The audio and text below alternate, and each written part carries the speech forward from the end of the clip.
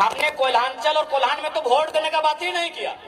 हम बोले नहीं, हम लोग यहाँ तो विधायक संसद बनने का बात ही नहीं करेंगे। हमने कोल्हान और कोल्हांचल में एक ही लाइन कहा कि आप हम दो हमारे दो नहीं, तीसरे बच्चे को पैदा कीजिए। एगो को डॉक्टर बनाइए, एगो को वकील बनाइए, लेकिन तीसरा को बिरसा और निर्मल की तरह तैयार कीजिए, नहीं तो आने वाला दिन कोई आपकी नहीं सुनेगा।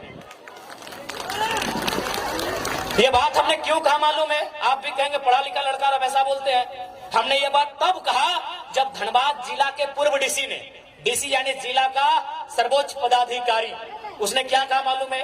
कालीचरण महतो नाम का एक आदमी जो भोली गांव का रहने वाला है, उसका जमीन जबरदस्ती कोई कब्जा कर रहा था। वो शिकायत लेके गया डीसी के जनता दरबार में। बताइए डीसी का क्या भर्सन था मालूम है? सुन के आप चौंक जाएंगे। डीसी ने कहा अरे तुम लोग का तो बहुत जमीन है, 2-4 एकड़ कोई ले लिया तो क्या हुआ? डीसी का बाप का जमीन था भाई।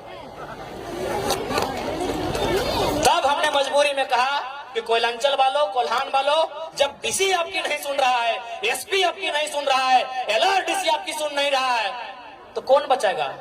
कौन बचाएगा आपको? इसीलिए अगर आप चाहते हैं अपना बचाव तो एगो बेटा या बेटी एक्स्ट्रा पैदा कीजिए। उसके नाम का राशन कार्ड नहीं होगा, उसके नाम का वोटर कार्ड नहीं होगा, उसके नाम का एडमिट कार्ड नहीं होगा, उसके नाम का आधार कार्ड नहीं होगा, वो निर्मल के रास्ते पर चलेगा। हो सके आपको सुनने में मजाक लगता हो, लेकिन आप ही बताइए ना दीदी, डीसी नहीं बोला कि हम नहीं मदद कर पाएंगे, जमीन उसका छीन लिया, डीसी मदद नहीं कर पाया, डिप्टी कमिश्नर, डिप्टी कलेक्टर, जो भी बोलिए, एक जिला का सर्वे सर्वा मदद नहीं कर पाया, तो कौन आपकी मदद करेगा? बीडीओ सीओ का हैसियत है भाई। एक डीसी आपकी मदद नहीं कर पाया। ये जीता जागता उदाहरण, कुछ महीनों का उदाहरण दे रहे हैं, तो सोचिए सालों से कितना हमारा कत्ल हुआ है, सालों से हमारे साथ कितना बेईमानी हुआ है। एक डीसी हमारी मदद नहीं कर पाया।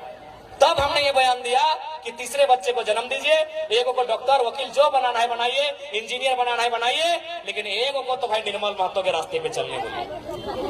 कहा कि इंजीनियर बेटा क्या बोलेगा मालूम है? कि ये माँ काहे लफड़ा में है, चलिए कलकत्ता में फ्लैट लेके रहेंगे, छोड़ दीजिए लफड़ा। लफड़ा नहीं है, वो आपके बाप दादा की संपत्ति है। इस मिट्टी से आपका इतिहास जुड़ा है, इस मिट्टी में आपके बाप दादा का पसीना टपका है, खून टपका है, और आप एक परेशानी में क्या कह रहे हैं? चलिए कलकत्ता में रह लेंगे, बेंगलुरु में नौकरी करते हैं वहीं रह लेंगे, क्या है परेशानी? इसीलिए हमने कहा कि इंजीनियर बेटा हम मानते हैं बेचारा पढ़ा लिखा है, वो नहीं लड़ पाएगा इनसे, इसीलिए हमने मजबूरी में ये लाइन कहा।